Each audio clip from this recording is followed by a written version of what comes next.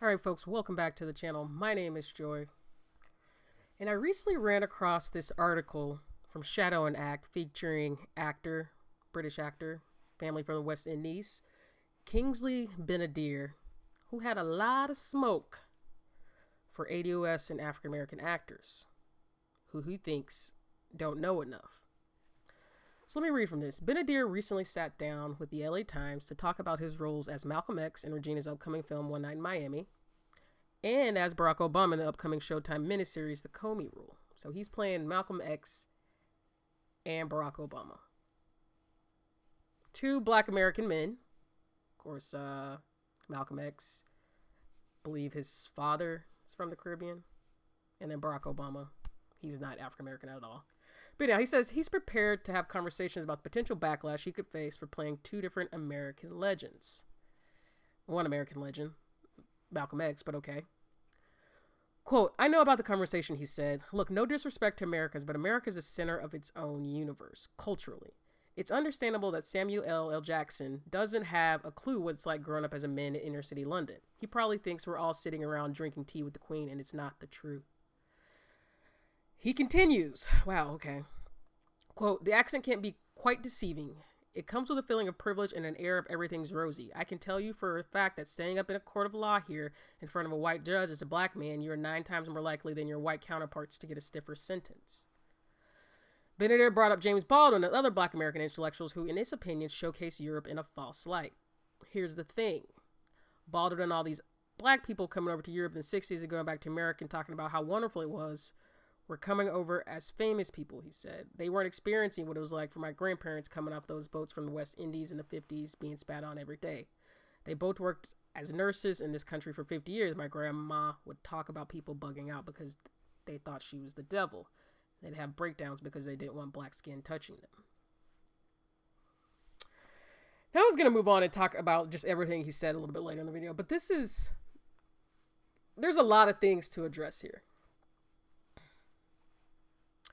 First, in case Ben-Adir doesn't know, Americans from the time we're in kindergarten up until multiple college degrees, we don't learn that everything is rosy in Britain and the UK. In fact, Europe, the UK, were both world wars basically kicked off. We fought for the revolution against the British. We know that if you look up imperialism, it has the British crown next to it. How many Commonwealth countries are there still? 53? But me, an American, I somehow have no idea that India only got its freedom, 50, 60 years ago? Now, of course, and so all that saying, it's also suspect that he thinks the only cultural lens we have of what it's like to be black in the UK and Britain is from folks like James Baldwin. Who, like, you're right, Ben-Adir, James Baldwin was famous. And just like famous people today, like LeBron James and Lil Wayne and so forth and so on, who say they don't experience racism, we know that it's a facade and that it's a lie. And that people with money do have certain privileges when they travel and move around the world. And that ain't no different in Europe, where a group of people exterminated 6 million Jewish people. Even though they were all white, the same, right? Because we're all black the same, they're all white the same. They still died in concentration camps. But Ben-Adir has the presence of mind to insult African Americans, ADOS, and tell us that we must think that all black people over there drinking tea and crumpets when y'all just ran Megan out of there. And she's white passing. With all the money in the world, all the privileges in the world, sitting next to the Queen, and she still got ran out of there. But somehow we're supposed to believe that everything's rosy over there. It's insulting. Now, of course, we know Ben-Adir was responding to comments Samuel L. Jackson made back in 2017 when he said, quote, "There are a lot of black British actors in these movies." Said that to radio station Hot 97. "I tend to wonder what the movie Get Out would have been with an American brother who really feels that." He continued, "What would a brother from America have made of that role? Some things are universal, but not everything." And we've talked about this message from Samuel L. Jackson for years now. It's been 3 years. And this is what we've been saying all along, ADOS, about these movie roles that we see Harriet or Cynthia Erivo and Harriet. David, what's his name? David Oyelowo? I don't know. Oyelowo in Selma, which was a bore. It was a snooze. That's what he means. You don't have, I mean, do you? Carmine Jogo played Coretta not once, but twice.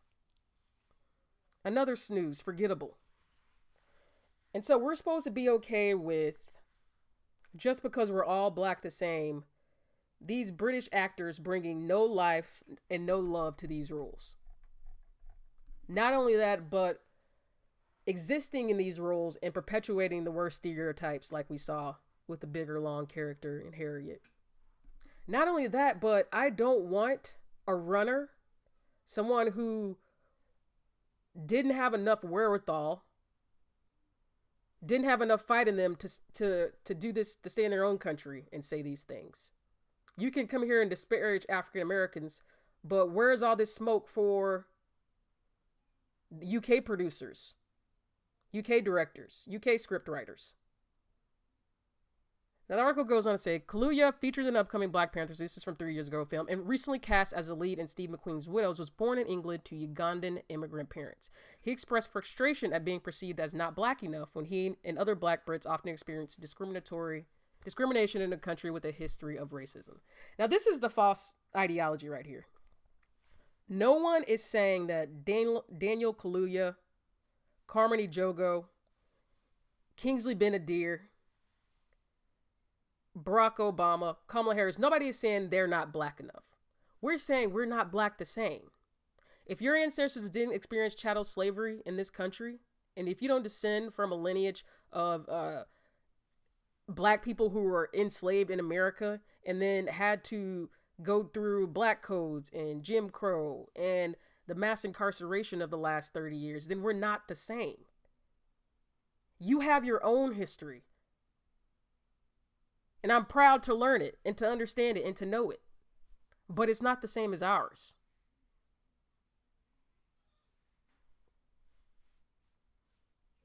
Your family was still in the West Indies when we were facing Jim Crow here. Kaluuya goes on to say, I'm a dark-skinned bro. When I'm around black people, I'm made to feel other because I'm dark-skinned. I've had to wrestle with that and with people being, you're too black. Then I come to America and they say, you're not black enough. I go to Uganda, I can't speak the language. In India, I'm black. In the black community, I'm dark skinned. In America, I'm British. How's responding? In an interview with the GQ, Kaluuya criticized the notion that he could somehow not fully understand the plight of African Americans due to his nationality, commenting, I resent that I have to prove that I'm black. So Ben-Adir can resent African Americans for not understanding British history, but we can't demand that Daniel Kaluuya know American ADOS history. He can sit down and say in an interview, no shame, that he didn't know anything about the Black Panthers before he took the Fred Hampton role. And that's supposed to be kosher. And here's the even crazier part. Daniel Kaluuya had all this smoke for Samuel L. Jackson. Saying, you can't tell me what I don't experience. I'm black just like you. And I discriminated just like you. But here's the part that just blows my mind. Daniel had all this smoke for Samuel L. Jackson, But after sliding his ass into another African American role in Queen and Slim, he tells a reporter that he doesn't want to be defined by racial issues. And he finds it boring to talk about his work in terms of race. So you not only had a major role in Black Panther, obviously the first, a black comic brought to life, major screen Hollywood. You were in Get Out, another movie where the character was specifically racialized. Obviously, you're going to a white liberal family, and you're the black guess who's coming to dinner character, so that's also racialized. Then you jumped your ass in Queen and Slim, again, another movie about police brutality in America, so your character was inherently racialized. And then you decided that you wanted to play Fred Hampton, Chairman Fred Hampton, leader of the Black Panther Party, and didn't even know who the Black Panthers were. But you get to say, I'm tired of talking about race, and I don't get to be defined by race, and we're supposed to be okay with that. My question is, why would we want any person, regardless of race, let alone a black person, why would we want that person to represent us on screen when you don't even want to talk about race? When you're bored of being defined by race? Well, I hate to tell you this, Daniel. Everything in America is defined by race. If you want to be in movies here, you're going to have to talk about it. And I can give you something to talk about if you want that. As Yvette Carnell would say, race in America, if not the world, I might go far as to say that, and your lineage, where you come from, is the most consequential thing about you. So you can't not talk about it, especially when you opt into movies like Get Out, Black Panther, Queen and Slim, and the Fred Hampton movie that obviously I won't be going to see. I can't believe that he would even take the role as Fred Hampton, but fix his mouth to say, I'm sick of talking about race.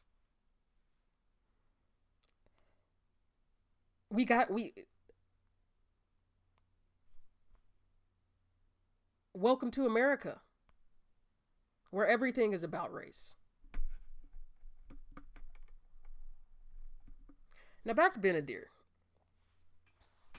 This guy honestly thought that ADOS AA were going to let him speak down on us, call us uncultured, when his very existence in this country is because of ADOS and African Americans who did not run, who did not flee, who did not go somewhere else for better opportunities, who had nowhere else to go for better opportunities. Literally blood, sweat, and tears on the streets of America, in the fields of America. But you have the nerve to say that we're uncultured and look down on us when you wouldn't be here without us. It is offensive to say that we're so ignorant as to not understand that the UK is the father of imperialism. That the British Empire represents the very definition of destruction and depravity in the name of manifest destiny. One thing I'll tell you about white folks in this country is they're very proud of their legacy of conquering and command. And we learned about it from a very early age. So to say that we can't possibly understand that black people all across the world experience discrimination and oppression is naive, to say the least. When again, your very existence here is because of our understanding of the oppression that exists for black people across the world. And as I was looking at the thread, I'm glad to see actor Wendell Pierce clap back. You know, my guy from, I think I first remember seeing him in Waiting to Exhale, which may not be a good thing because I was pretty young when I saw that. So Waiting to Exhale, of course, he was in The Wire. I loved him in, what was he in, Treme. So what I'm seeing is there are some folks in Hollywood clapping back, because as I saw someone on a Twitter tweet, that it's not the average black American, it's not the average ADOS African American losing their job. We're not in Hollywood. Actors like Wendell Pierce and Samuel L. Jackson and the Denzel Washingtons and the younger up and coming actors who are being replaced by the likes of Daniel Kaluuyas and the Cynthia Rivos, who are losing their jobs. So it's entertainment for us. We get to not watch the movie or watch it. with Netflix and everything else now, I can watch any movie I want. So I don't have to go see these movies. I can boycott them and put my money where my mouth is. So really, it's not even really my fight. It's folks like Wendell Pierce. So I'm glad to see him stepping up and clapping back. But I'm going to say, why is it always ADOS men? Samuel L. Jackson, Wendell Pierce, Chadwick Boseman, who was like, I'm unhappy with this Black Panther script. I think, it should say this instead. Bury me in the ocean instead of in Wakanda. That line's been attributed to him. And older men, too. I'd say it's probably for the same reason they got Kamala running for BP now. It's because we're all black the same. Same reason again we got Cynthia Erivo playing Harriet. And a British guy in Selma. And a British woman playing Greta. Again, not once but twice. And it pains me to say this, but all these movies were produced, co-signed, directed, etc. by black women, almost always ADOS. Ava DuVernay being one of the main offenders. But definitely not alone. This latest one with not one, but two non-ADOS actors playing ADOS characters. One Night in Miami. So Regina King's, that's her movie. So again, these movies are being co-signed by ADOS women. And we're only seeing ADOS men, celebrities, actors, step up and say something. Wendell said it perfectly, that first be grateful for what you're offered. Why are you coming over here speaking down on the very audience that's supposed to go and support your movie? Said it time and time again. If somebody's going to disparage my community, tell me that they're better than me, that they deserve it more because they're better trained, or that they come from better stock, whatever it is, then I don't have to support that. And it's crazy to think that they can say, do and say whatever and expect that ADOS African Americans still support it. And so I have to ask myself,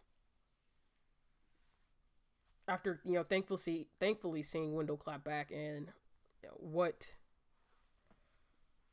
Kingsley has said and Daniel Kaluuya has said, and even